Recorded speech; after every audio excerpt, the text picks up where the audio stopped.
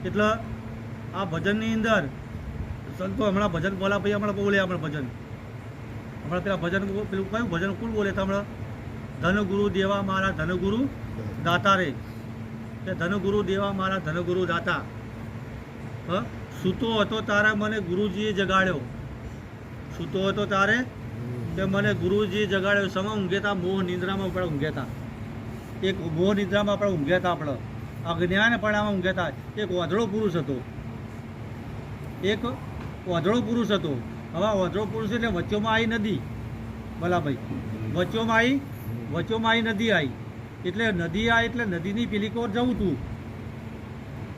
નદીની પેલી કોર જવું તું એટલે આધારની જરૂર પડે કે ના પડે એટલે ઓને હોટી ભાગી ઓને શું ભાગ્યું હોટી ભાગી એટલે હોટી ભાગી એટલે આગળ હોટી મૂકતો આગળ હોટી જાય કે કેટલું પાણી આવે છે કેટલું એ તો અનુભવ થાય ને કેટલું પાણી આવે છે કેટલું પાણી છે એમ કહે હોટી મૂકતો પેલી પાર પેલી કોર નીકળી ગયો આ પારથી હોટી ભાગી એટલે પેલી કોર નીકળી જાય પછી એટલે હોટીની કોઈ જરૂર પડી એટલે હોટી પાછી પેલી કિનારીએ રોપી દીધી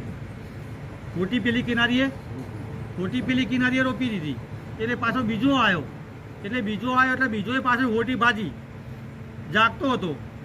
પેલો તો વાધળો હતો પણ પેલો તો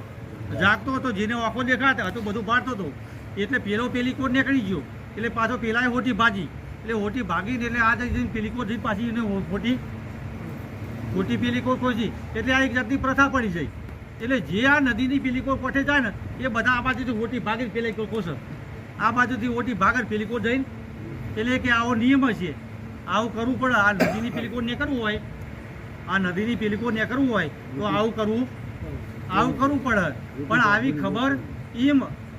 એટલે આ પેલી કોર નીકળવું એટલે આ બધું કરવું પડે એમ આ બધું પહેલાંથી આપણે કે આપણે કે આ તો બધું કરવું પડશે આ તો બધું આપણે કરવું પડશે એ આગળના કેમ કરીને જ્યાં કઈ રીતે ને કરી જ્યાં થોડો ઘણો અનુભવ કર્યો તમે આગળના જે ઘડ્યા આપણા કરીને જ્યાં એ બાબતમાં થોડો ઘણો વિચાર કર્યો આપણે જે કોઈ કરી જાય પૂછ્યું આપણે કોઈ દાડો અત્યારના વડીલોને પૂછી જુઓ તમે પહેલાંના આપણા ઘડિયા બાપ દાદા આપણે જે કરીને જ્યાં આપણે કે આ તો કરવું પડે આપણે આ તો કરવું પડે પણ એ કેમ કર્યું છે એને એ પૂછ્યું આપણે કોઈ દાડો હા તમે જો આપણા બહેનોમાં તમે જુઓ આ બહેનોમાં તમે ઘણી વખત તમે આ જગતની અંદર તમામ વ્યવહાર હોય મંદિર હોય તો કોઈ પણ વસ્તુ હોય તહેવાર હોય આ તમામ વસ્તુની અંદર એક તહત્ય મૂકેલું છે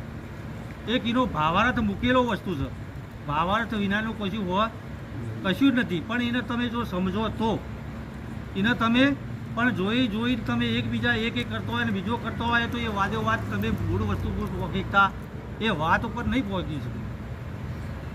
એ વાત ઉપર તમે મૂળ વસ્તુ તમે જે જાણી છે એ તમે જાણી શક્યો નહીં તમે કેમ કે તમારે અનુભવ કરવો પડશે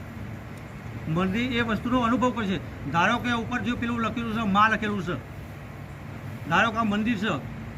આ મંદિરના ઉપર માં લખેલું છે કે નહીં લખેલું ઉપર માં લખેલું છે કે નહીં લખેલું અને અંદર બિહાર છે એ માં કહો છો બીજું કોઈ છો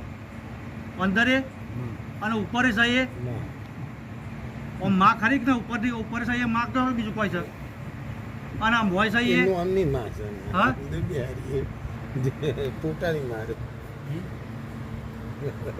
તો પોતાની માં છે તો તમે તો હાચી માં એ વાત સંતો મહાપુરુષો હાચી માની વાત કરે છે કે તમે મૂળ જે હાચી માં છે એ હાચી માને પકડો તમે સાચીને તમે પ્રગટશો તમે હાલ પ્રગટશો અને પ્રગટ છે તમારામાં તો પ્રગટને પડે મિલીને ખોટું કૂડને કેમ પડે છો પાછળ તમે એટલે મહાપુરુષો તમે જો તમે એ મંદિરની એટલે તો ઉપરનો પણ એક માં લખ્યું ઉપર જે મુગટ છે ઉપરનો જે શિખર છે પણ એ જોગણી માનું બીજે કોઈનું છે ઉપરનું શિખર પણ એક જોગણી માનું છે બરાબર છે મંદિર છે એ પણ એક જોગણી માનું છે ધજા છે પણ એ પણ એક જોગણી માની છે મંદિર જોગણી માનું ફોટો એ જોગણી માનો અને જે એનો પૂજારી જે પૂજા કરતો હોય એ જોગણી માનો બીજે કોઈનું આમ પૂજા કાયમ કરતો હોય દીવાબત્તી કરતો હોય એ જોગણી માનો બીજે કોઈનું એ જોગણી માનો હવે તમે રિટાયર કરો પાછા આમ પૂજારી હોય આમ જોગણી માનો હતો બીજો કોઈ તો પૂજારીને જોગણીમાં કહીશું તો મેર પડશે કેટલા દાડા તમે કહેશો એટલે મને તમે જોગણી કહેશો તમે અઠવાડિયે 10 દાડા કહી તો જુઓ આમ ઘરે નહીં કહેતા કે મને ખોડિયાલ આવી બોલે તો એનું ખાલી ખોડિયાલ નોમ પાડો તમે 10 દાડા આમ કેવું લાગે નતું ભાઈ આમ સહન કરે એટલે મને ખોડિયાલ ખોલે મારું નામ નહીં તો મને ખોડિયાલ કરું છું જોગણી કરતો મને જોગણી કરું છું હા આમ નોમ લઈને તો એનું ધૂણ છે કે મને ફલાણી આવી હવે ફલાણી આવી તો કાયમ માટીને ફલાણી કહેજો તમે ખબર પડે એટલે આ તમે જો એ ભૂવો છે જે હોય ભૂવો હોય કે પૂજારી હોય એ પણ જોગણી મારો તો એ ભૂવો જોગણી મારો તો પણ ભુવન જોગણીમાં કહેવાય નહીં કહેવાય ભૂવો જોગણી મારો તો પણ ભૂવો જોગણીમાં ના હોય તો મંદિર જોગણીમાંનું હતું મંદિરે પણ કનું હતું જોગણીમાંનું હતું પણ જોગણીમાં મંદિરને જોગણીમાં ના કહેવાય તો અંદરનો જે ફોટો છે એ જોગણીમાંનો છે પણ પોતાના ફોટો જ કહેવાય એને જોગણીમાં કહેવાય શિખર જોગણીમાં ના કહેવાય શિખરના શિખર જ કહેવાય તો અમે પણ જોગણીમાં તમને હાથમાં આવતો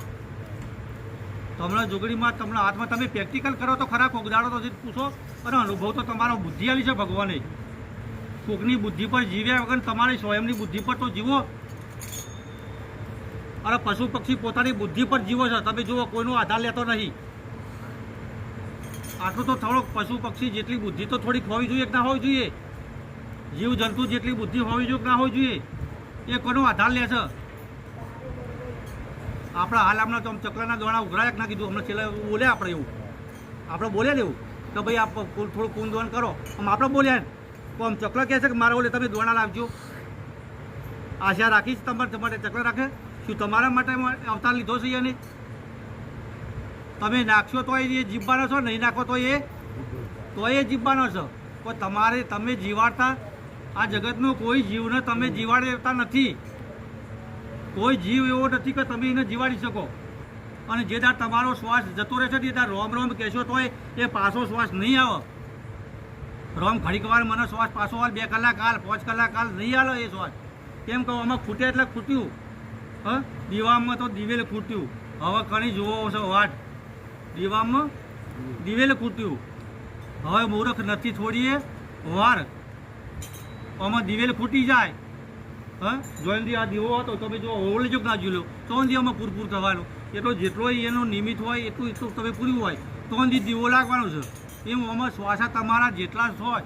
એટલા તમારા શ્વાસા ચાલવાના છે આ મનુષ્ય ભિખારી નથી કાયર નથી એક સૂરો છે સૂરો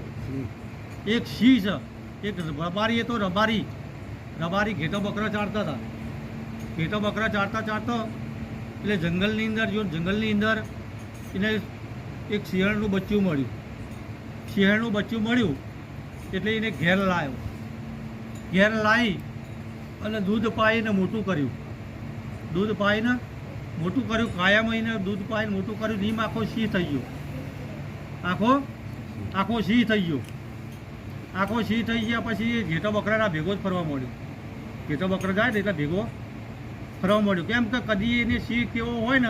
એ બીજા સિંહને જોયા જ નતા એની કેમ કે બકરાના ટોળામાં રહેલો એટલે એને ખબર પડે કે હું મોટો બોકડો છું એ કેમ કે એવું સ્વરૂપ એનું એ સ્વરૂપ એટલે જ્યારે આ જંગલની અંદર જ્યાં એટલે પાછો બીજા એક દાડો ભેટો થઈ ગયો બીજા સિંહનો ભેટો થઈ ગયો એટલે કે બકરાના ટોળામાં સિંહ શું કરે છે બકરાના ટોળામાં આ સિંહ છે મારા જેવો છે અને શું કરે છે હોય એટલે પેલા તાર પાડી એટલે પેલા જેટો બકરા તો દોટ મારી જતો રહે એટલે પેલો ભેગો દોટ મારી નહીં એને ભેગી કે ભાઈ તું તો ઉભો રે તું ચમ દોટ મારું છું ભેગો બધા તો દોટ મારા બરાબર ઘેટો બકરા છે દોટ મારા પણ તું કેમ દોટ મારું છું તને શની બીક છે એટલે ઊભો રાખ્યો કે ના હું તો મોડો એટલે ઊભો રાખ્યો એને કે તું ભાઈ ઊભો રહે કે તું કે ભાઈ તું કેમ ના આવું છું કે ના હું તો મોટો બોકડો છું તું સી છે મને ખાઈ જાય એટલે કે ભાઈ હું હવે સમજાવો હોય તો કઈ રીતે સમજાવે કેમ કે વાતોથી બોલતો ગમે એટલી વાતો કે આ સત્સંગ થાય છે પણ આમ સત્સંગમાં કોમ ઘેરમાં બે નહીં ઉતરે એવું સીધું છે પણ થોડો ઘણો વિચાર આપણે કરવાના મગજના થોડો ઘણો વિચાર ઓભળીશું ખરા ઓભળવા માટેના કોણ ખરા પણ સમજવા માટેની બુદ્ધિ નહીં ઓભળવા માટેના કોણ બધાય ને ઓભળવા માટેના કોણ બધાય ને છે, પણ સમજવા માટેનો તો વિચાર જોશે. સમજવા માટે તો વિચાર શક્તિ તમારી સ્વયં જોશે. બાકી ઓભળી તો એકા છે તમારા. એટલે અહીંયા આગળ જ્યારે એ સિંહ ઊભો રાખ્યો કે હવે કઈ તો થાક્યો કે ભાઈ તું સિંહ નથી, તું મારા જેવો શું સિંહ છું, માનતો નથી.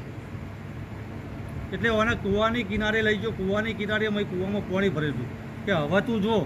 તારા સ્વરૂપને, મારા જેવો દેખાવ છું કે નહીં દેખાતો, કે લાગુ છું તો તારા જેવો, લાગુ છું તો હું તારા જેવો છું. કે તારા તો જો પછી આખું સ્વરૂપનું ભાન કરાયું કે તમે જો ઘેટો બકડાનો ખરહડિયો હોય,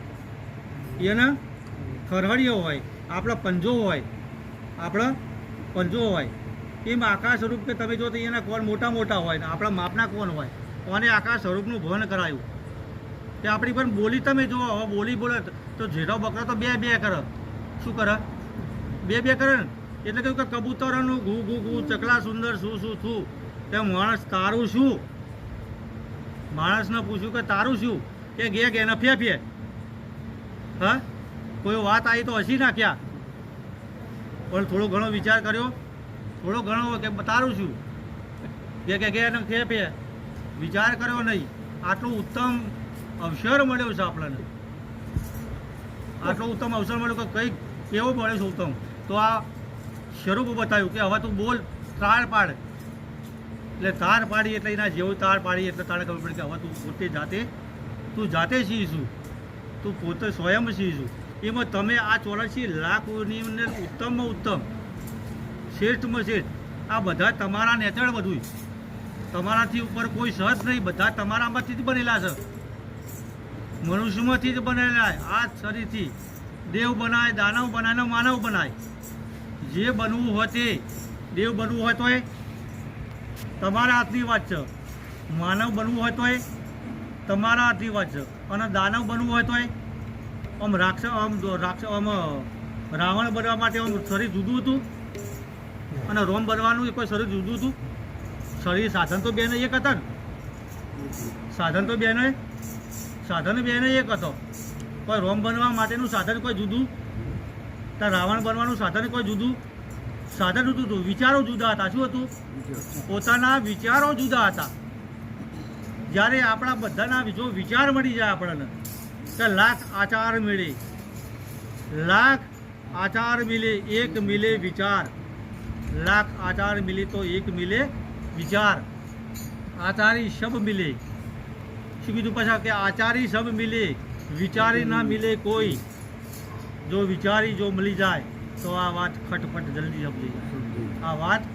ઝટપટ સમજી જાય. જો વિચાર આપણને મળી જતો હોય